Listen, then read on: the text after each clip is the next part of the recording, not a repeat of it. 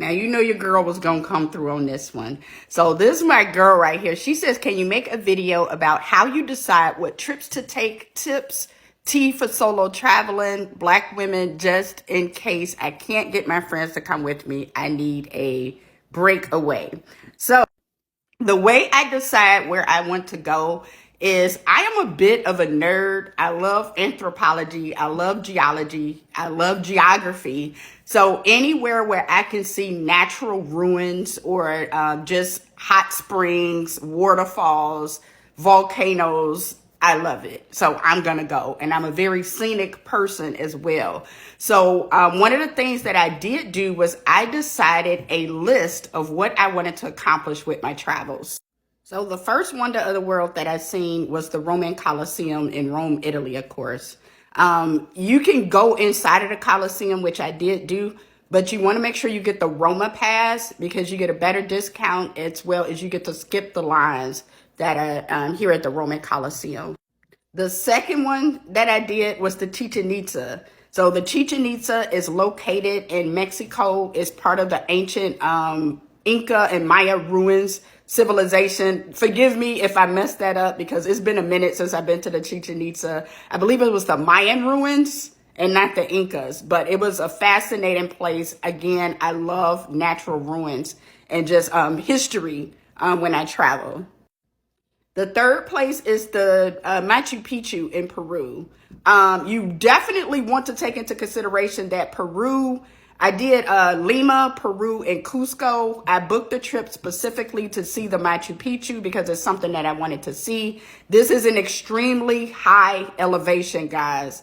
And where I live is pretty flat, but you can get altitude sickness. I did get altitude sickness when we were in Cusco, and it took me about a day or two to recover from it. And then by the time we got to Machu Picchu, I was fine. But this is an extremely higher altitude, so that's something to take into consideration as well. The fourth spot was Beijing, China, the Great Wall. So this is the fourth wonder of the world that I've seen. Beijing, China, and just China in general. I was all over the place in China, from the northern China, southern China. It's just a different vibe over there. It was the first country that I went to that I really felt like I was away from home. Like it was like, oh my God. But I got a really great deal on it. So I am part of a travel club to where I get extremely good discounts on all my travels. So if you guys want more information about that, then I can make a video about that as well. Just let me know, and then we can keep going with that.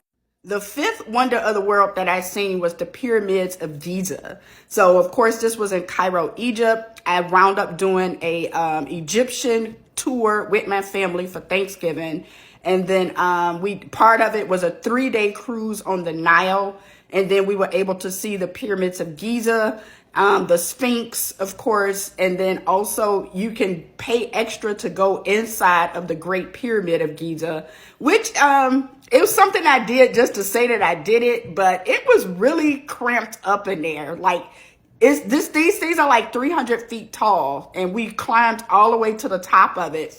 You go inside of the pyramid, and you're like hunched over because the ceiling is like 3 feet. The whole time. There's no ventilation in there. It's hot as hell in there.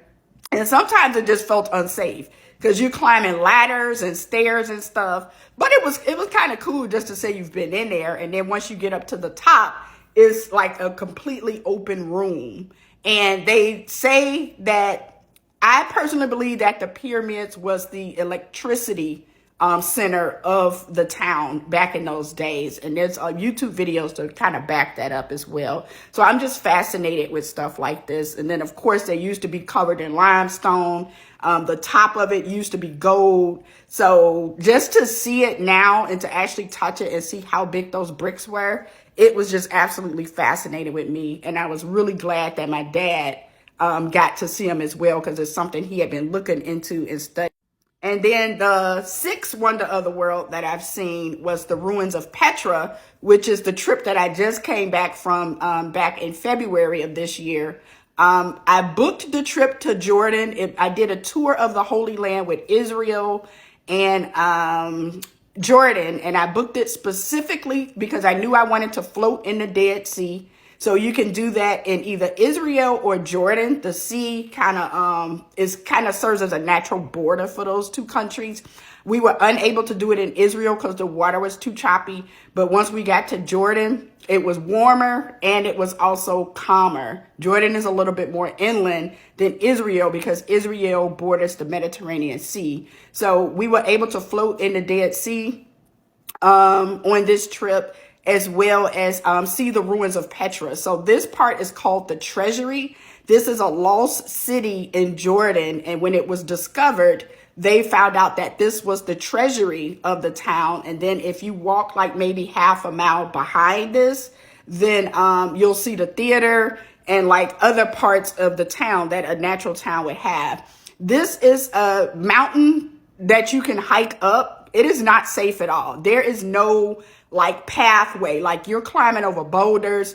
There's literally the side of the mountain, like straight down that you can fall off of. It's not safe at all, guys. And, but I had to do it because I wanted to get this shot. I risked my life for this shot.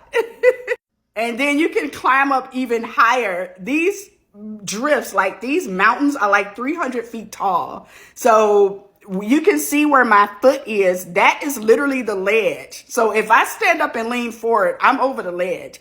This stuff was not safe, guys. I do not recommend it if you have like bad knees or a bad back or anything going on. Like I was winded climbing up this mountain, okay? And like I said, I don't recommend it for kids. It's literally not safe. There are no guardrails in this place. And some of the places on the mountain, like you're literally like walking this on the ledge so you don't fall off. It was crazy, but it was worth it for this beautiful shot.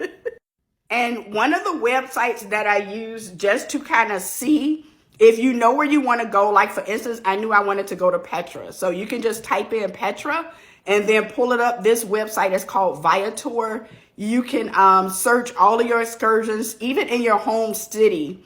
You can see what is there to do around your home city or any other cities that you plan on joining. So this is another way that I pick where I want to go and what I want to do when I get there. So this is another site that you can check out. This is the UNESCO site. Every country, as you can see here, has UNESCO sites that are natural history, natural ruins. They have the ruins of Petra is actually a UNESCO site. I believe all of the 7 wonders of the world is a UNESCO site. So you can just come here, like the Great Barrier Reef. That's another wonder of the world, but it fits on a different list. But it can give you ideas for places that you want to go and things that you can do when you get there. So I recommend going to this website just to kind of check it out and see what's available. And I hope this helps.